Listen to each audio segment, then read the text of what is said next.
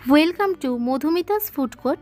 আজকে আমি আপনাদের কাছে নিয়ে এসেছি একদম নতুন ধরনের আমের চাটনি, একদম অন্যরকম স্টাইলে। প্রথমে আমের খোসাটাকে আমি ছাড়িয়ে নিয়েছি, নিয়ে এটা ছোটো ছোটো টুকরো করে আমি এখানে কেটে নিচ্ছি।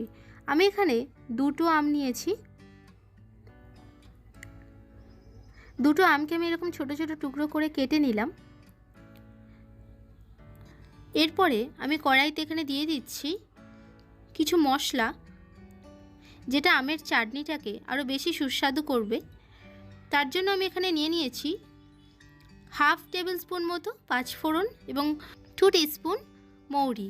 নিয়ে এটাকে আমি শুকনো খোলায় ভালো করে এটা নাড়াচাড়া করে নিলাম। এই সময় খুব সুন্দর গন্ধ বেরোচ্ছে মশলা থেকে, তার মানে মশলাটা আমার হয়ে গেছে। তো এটা আমি মিক্সিতে গুঁড়ো করে রেখে দেবো এখন। এরপরে কড়াইতে আমি দিয়ে দিলাম সর্ষের তেল এবং দিয়ে দিলাম একটা শুকনো লঙ্কা এবং সামান্য পাঁচফোড়ন।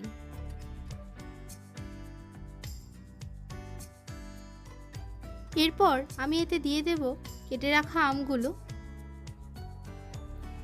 এখন আমি ভালো করে এটাকে ভেজে নিচ্ছি।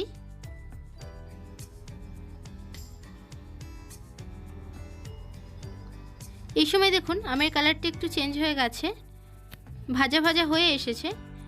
এই সময় আমি এখানে অ্যাড করে দেব সামান্য পরিমাণ নুন এবং সামান্য পরিমাণ হলুদ দিলাম।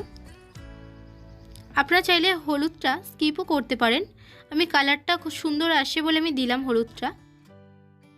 দিয়ে আবার আমি এখানে ভালো করে নাড়াচাড়া করে নিয়ে এতে আমি জল দিয়ে দিচ্ছি। আমি এখানে 1 কাপের মতো এখানে জল দিচ্ছি। আমটা সিদ্ধ হতে যতটা জল লাগে ঠিক ততটাই জল দিলাম। জলটা দেখুন ফুটে যেতে আমি এর মধ্যে দিয়ে দিয়েছি চিনি। আমি এখানে 2 কাপের মতো চিনি ব্যবহার করলাম। আমটা কীরকম টক সেই অনুযায়ী আপনারা চিনিটা অবশ্যই ব্যবহার করবেন। এরকম ফুটতে থাকলে এর মধ্যে আমি দিয়ে দেবো এখানে গুঁড়ো মশলা এবং দিয়ে দিলাম এখানে আমসত্ত্ব।